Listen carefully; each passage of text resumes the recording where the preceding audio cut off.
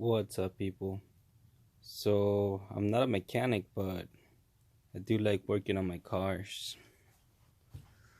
As you guys see my last videos, I've been doing so many things to this little Mazda. It's a little turbo model.